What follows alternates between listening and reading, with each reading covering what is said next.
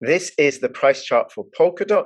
It is 9 by market cap on CoinGecko, and here you can see the price. It first listed at $2.94 and is currently at time of recording at $21.35. Now, Polkadot's price has increased by 2.2% over the last year, but this cryptocurrency has had a price increase of 156.9% over the last year.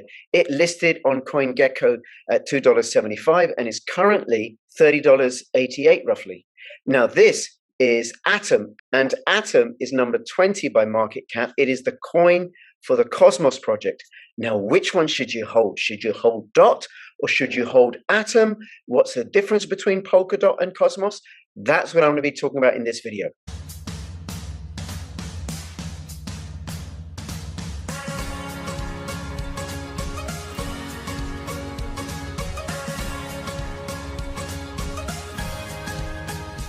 Apollo had produced the ultimate hardware wallet for your cryptocurrency assets, probably the most secure hardware wallet going. Use my affiliate link and the code for a discount.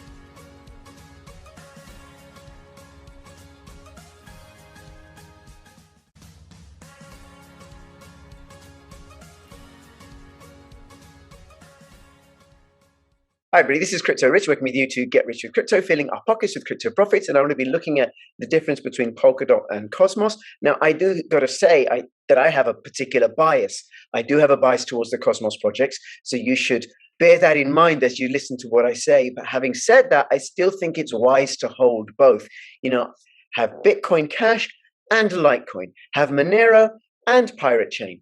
Have Polkadot and Cosmos. Because by doing so, I think you get to hedge your bets and you get to ride both projects as they grow in value and as their ecosystem gets larger and larger. Now, in September last year, I recorded a video which I posted in 2 parts with Cryptos Chain, another YouTuber. He does a lot of stuff on Polkadot. So you can go to his channel and find out more about Polkadot. And I shall link to his channel in the description to this video. And this is part 2, where we go into more detail about the crowd loans and also Kusama, which is the sandbox version of Polkadot. They release stuff on this working testnet and then they release it into Polkadot. And then about last week or so, I had the privilege of recording a video with CryptoCito and Confident in Crypto. And those two, they cover the Cosmos projects a hell of a lot. And in this video, we talk about how we got into Cosmos and we go through some of the basics of the Cosmos ecosystem and what's coming down the line. So I recommend if you want more info on these projects, you go through those 3 videos, as well as doing whatever research and due diligence you can do yourself via the internet. Now, like I said, I do have a bias towards one of these projects, and there's a particular reason why I have this particular bias, and I'll let you know right at the end of this video. So make sure you watch it all the way through so you understand it fully. And there's also this other thing that I want to say, which is that how we are as human beings is we're constantly comparing, and possibly out of a desire to compete or something, or this one is better than this one. This one is better than this one. Cosmos and Polkadot have very different features. They both offer interoperability, the ability for different blockchains to communicate with each other, but they have different solutions. They also are much, much faster and have much lower gas fees than Ethereum. And they have different ways of launching projects on their blockchains compared to how Ethereum did it. The pitfall is celebrating or championing one of these projects at the expense of rubbishing the other one. I don't want to do that. Now, just some basics, which is that Polkadot's circulating supply is 1.08 billion. The total supply is 1.161 billion. Atom's circulating supply is 287 million, and the total supply and the maximum supply is infinite. There's no cap to how many Atom coins will be released. Now, they're both proof of stake coins, and according to stakingrewards.com, Polkadot has a annualized reward rate of 13.9%, while Atom has a reward rate of 13.45%. So not a lot of difference, but Polkadot does have the slight edge here. Now, this video was inspired by this article by Lucas Moore, and I shall link to this in the description below. Polkadot versus Cosmos, which one is the best? And it's also informed by this article. So what is Polkadot? Polkadot is a scalable, interoperable, and secure network protocol for the next generation web.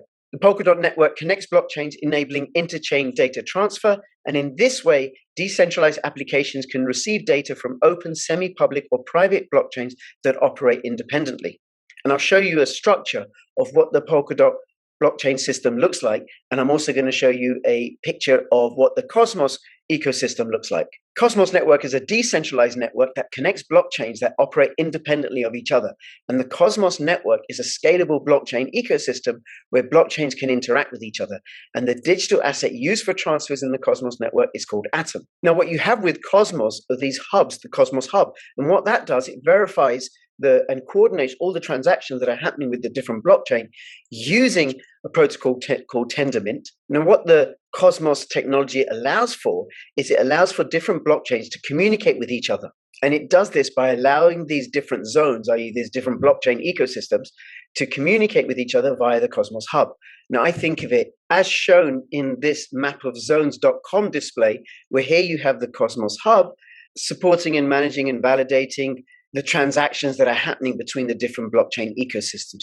You could also consider it as it's shown on the Cosmos.network website, which is as a, kind of like a planetary solar system, each blockchain representing a planet that can connect and communicate with other planets in that ecosystem. Now, Polkadot uses a different structure that relies on what are called a relay main chain and parachains. Now, the relay chain is the main chain. It connects all the different independent chains, thus promoting interoperability between them all. Then you have the parachains, which are parallelized with each other, i.e. they run parallel to each other or position parallel to each other. And they also parallelize the transactions that take place over the Polkadot ecosystem. Now, to be honest, trying to visualize this particular structure or this blockchain ecosystem has been a bit of a challenge for me. And it's easy for me to get the concept of a solar system because I can compare the Cosmos ecosystem with a solar system easily, but I don't have any reference point for this. But that doesn't mean it's any less efficient. What it does mean is I'm a little bit less efficient at explaining it, which is why it's important you do your own due diligence and you do check it out for yourself. The Polkadot network also allows for bridge chains, which allows for different blockchains that aren't interoperable with Polkadot to be able to network and connect with the entire Polkadot system. Now, both projects allow connection between other blockchains and their own chains. They offer platforms that are scalable, secure, and open to developers. Both blockchains can operate independently of any central authority, so they're fully decentralized, and they both use a consensus mechanism called proof of stake, which requires delegating your tokens or coins to particular validators. Now, in terms of differences, Cosmos has focused on interoperability, while Polkadot has focused on security. The Polkadot network can be updated without forks, whereas the Cosmos ecosystem requires regular forks to keep it updated as new developments are brought on board. Now, both assets, Polkadot and Atom, Polkadot and Cosmos, can be stored in a variety of wallets: hardware, web wallets, desktop wallets, and also browser-based wallets. Now, I said earlier that Atom doesn't have a maximum supply. Well, neither does Polkadot. They both have an inflation rate of about more than 10%. And DOT is used to pay for transactions on the entire Polkadot network. So in much the same way as Ethereum is used to pay for transaction fees on the entire Ethereum network, even if you're not transacting in Ethereum, if you're using an ERC20 token. So if you're transacting with a project that has its own parachain, then you need to use DOT.